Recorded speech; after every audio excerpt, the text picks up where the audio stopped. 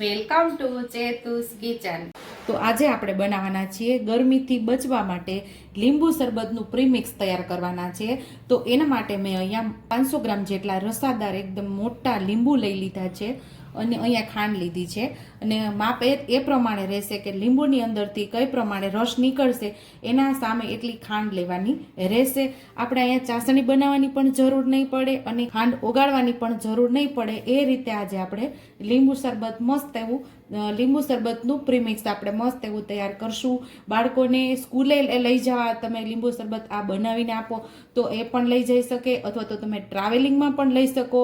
તો આ લીંબુ શરબતનું પ્રીમિક્સ બહુ જ મસ્ત અને સરળતાથી ઘરે એકદમ ચોખ્ખું પણ બને છે।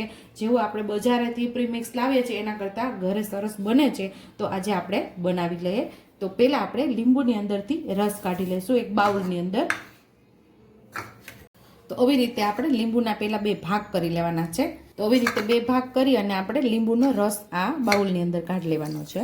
કેટલો થશે એ પ્રમાણે આપણે ખાંડનું માપ હું તમને આગળ બતાવીશ। તો આવી રીતે બધા લીંબુ સરસ નીચવીને આપણે રસ કાઢી લેવાનો છે।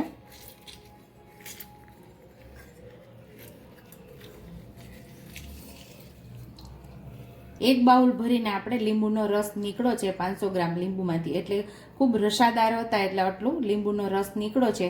તો આની આપણે 4 ગણી ખાંડ લઈશું, કારણ કે મારા ઘર પરિવારની અંદર થોડું ગળપણવાળું લીંબુ શરબત પીવાય છે એટલે હું 4 ગણી ખાંડ આમાં ઉમેરીશ। અથવા તમે ઓછું ગળ્યું લેતા હોય તો તમે 3 બાઉલ ભરીને ખાંડ લઈ શકો છો। હું આજે 4 બાઉલ ભરી અને આ લીંબુ પાણીની અંદર 4 બાઉલ ભરીને ખાંડ મિક્સ કરીશ। કોઈ પણ વ્રત કે ઉપવાસની અંદર તમે લીંબુ શરબતના પ્રીમિક્સમાંથી લીંબુ શરબત બનાવીને તમે પી શકો છો। અહીંયા આપણે 1 બાઉલ ભરીને લીંબુ પાણી છે, તો હવે આવા 4 બાઉલ ભરીને આપણે આની અંદર ખાંડ ઉમેરવાની છે। ટોટલ આપણે 4 બાઉલ ઉમેરી દીધા છે। હવે મિક્સ કરી લેવાનું।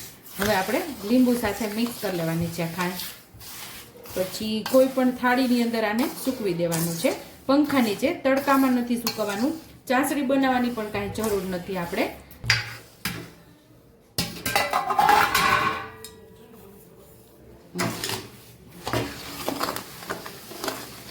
આવી રીતે આપણે મિક્સ કરી દેવાનું છે અને હવે આપણે એક થાળી લઈ લીધી છે, તો આપણે આને આમાં લઈ લેવાનું છે।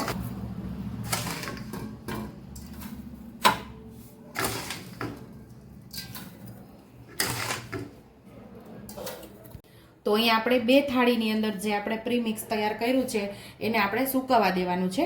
2 થી 3 દિવસમાં, આમ તો ટોટલ 3 દિવસ જ લાગશે સુકાતા, પંખા નીચે સૂકવવાનું છે અને 3 દિવસમાં આ સુકાઈ જશે અને 7 થી 8 કલાકે આપણાને ફેરવવાનું રહેશે।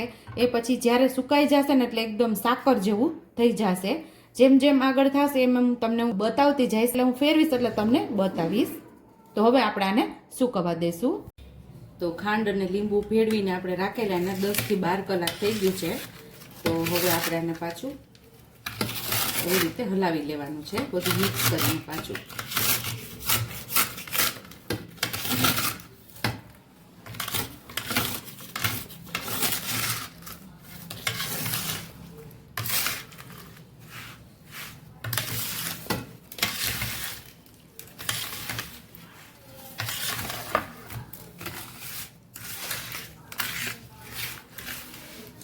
પાછું આને આપણે હલાવી અને પોળું કરી દેવાનું છે। સેમ જ રીતે બીજી થાળીમાં પણ આપણે એવી રીતે કરી લેશું।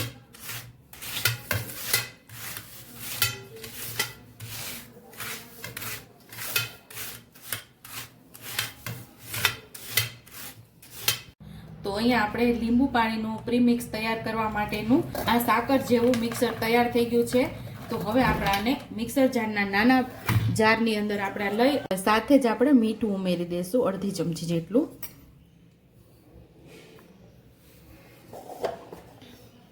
સરસ આપણે પીસી લેશું આને।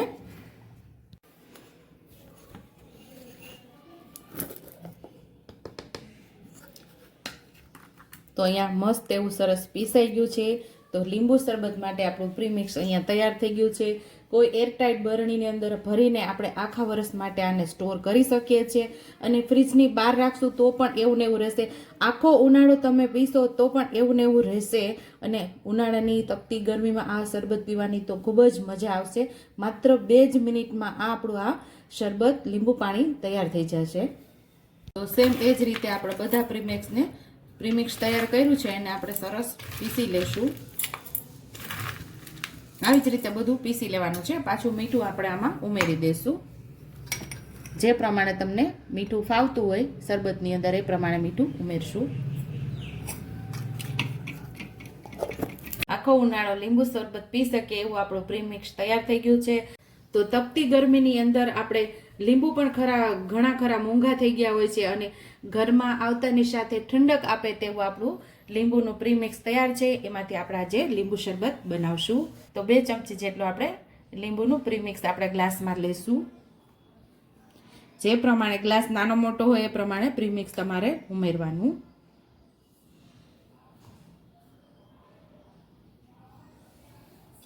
અને એકદમ ઠંડુ પાણી ઉમેરવાનું આમાં. આ લીંબુ શરબતની અંદર તમને જલજીરાનો ટેસ્ટ ફાવતો હોય તો જલજીરા પણ તમે ઉમેરી શકો છો, અથવા તો તમે મરી પાવડર ઉમેરી શકો, અથવા તો ફુદીનાના પાન પણ ઉમેરીને આ લીંબુ શરબત બનાવી શકો છો. એ પણ ખૂબ જ પીવાની મજા આવે છે. ઉનાળામાં ખૂબ જ પીવાની મજા આવી જાય એવું 2 મિનિટમાં તૈયાર થઈ જાય તેવું લીંબુનું પ્રીમિક્સ અને લીંબુ શરબત તૈયાર છે. જો તમને મારી રેસીપી પસંદ આવી હોય તો મારી રેસીપીને લાઈક કરજો, શેર કરજો, સબસ્ક્રાઇબ કરજો, બેલ આઇકોનને દબાવતા ભૂલતા નહીં અને કમેન્ટ બોક્સમાં કમેન્ટ કરજો કે મારી રેસીપી કેવી લાગી. તો આવજો.